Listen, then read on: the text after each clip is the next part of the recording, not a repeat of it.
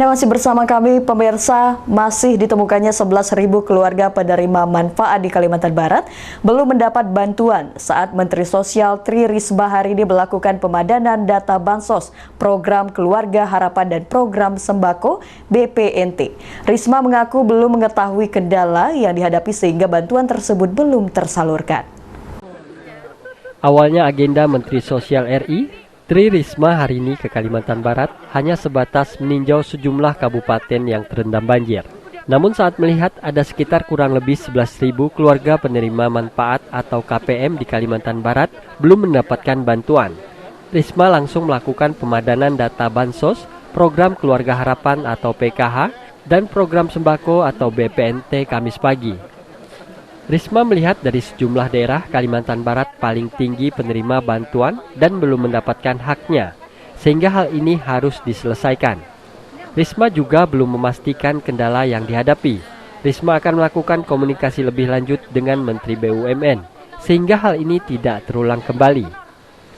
Ya, saya lihat data itu 11.000 lebih penerima manfaat, baik PKH maupun jumlahnya total. Itu BPNT belum terima bantuan, makanya sebetulnya saya hanya lihat bencana saja, tapi melihat data itu saya harus selesaikan karena 11.000 ini banyak sekali. Saya banyak roadshow dari beberapa kota, itu yang paling banyak 11.000 di sini. Jadi makanya saya kemudian hari ini mengadakan pemadanan data. Kenapa Bu? Kendalanya apa Bu? Kenapa baru banyak dan? Ya buktinya ada orangnya. Ya, jadi saya juga nggak tahu apa kendalanya. Tadi kita nggak bahas, tapi misalkan kita lihat kayak Pontianak, kayak Kuburaya, tadi kan nggak ada masalah geografis. Gitu bisa. Dan itu tadi sebagian besar dari Kuburaya. Selain itu, Menteri Sosial melihat Kalimantan Barat memiliki potensi kerajinan yang cukup baik, sehingga dirinya akan membantu memasarkan baik secara langsung maupun secara online agar menambah pendapatan daerah. Dari Kalimantan Barat, Faisal Abu Bakar, iNews melaporkan. Informasi selanjutnya, pemirsa, budidaya tanaman anggur di pekarangan rumah merupakan salah satu peluang usaha di tengah masa pandemi COVID-19, sekaligus pelestarian lingkungan hidup.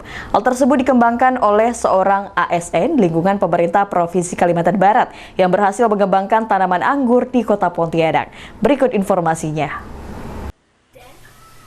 Adalah Anton Kamarudin, seorang aparatur sipil negara atau ASN di Dinas Tanaman Pangan dan Hortikultura Provinsi Kalimantan Barat. Sejak kecil dirinya sudah suka bercocok tanam.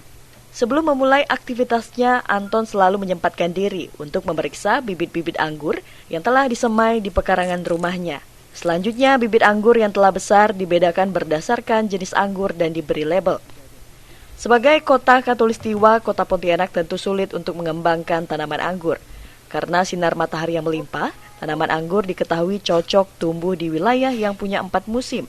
Namun stigma ini terbantahkan dengan pengembangan tanaman anggur di pekarangan rumah. Menurut Anton, ada 7 varian anggur yang dapat ditanam di Kalimantan Barat dengan curah hujan yang tinggi.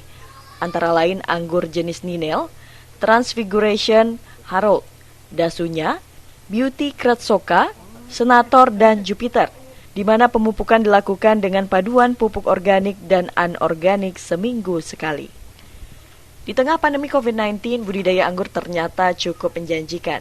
Untuk itulah Anton mengajak tetangga dan orang di sekitarnya untuk mengembangkan anggur di pekarangan rumah, dan hasilnya pun cukup menggembirakan.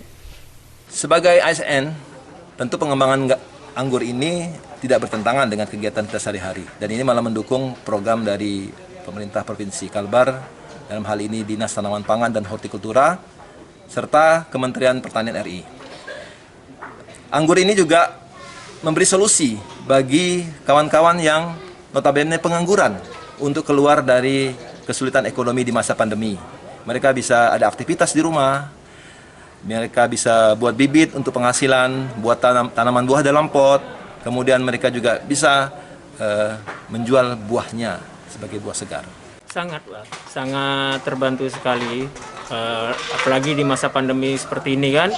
Sekarang ini kan banyak untuk saya pribadi ini kan pekerja harian lepas, pekerja lepas gitu yang terdampak PPKM. Ya kan, sekarang pemerintah memberlakukan PPKM. Dengan adanya budidaya anggur di pekarangan ini, Bang, membantu sekali mendapatkan hasil di luar dari kerjaan yang terdampak PPKM itu. Seperti kita ketahui kan anggur itu hanya ditanam daerah-daerah dingin gitu ya. Jadi kemudian bisa dikembangkan di Pontianak, itu suatu berkah juga bagi kita di Pontianak, memanfaatkan halaman-halaman rumah, atau mungkin ya kalau yang berniat untuk pengembangan lebih bagus, lebih besar, tentu memberi ataupun menyiapkan lahan-lahan yang lebih luas untuk tujuan ekonomis. Saat ini banyak masyarakat yang ingin menanam anggur serta membeli bibit anggur yang diproduksi oleh Anton. Untuk harga bibit bervariasi antara 100 hingga 200 ribu rupiah. Bahkan ada bibit anggur yang dijual dengan harga jutaan rupiah.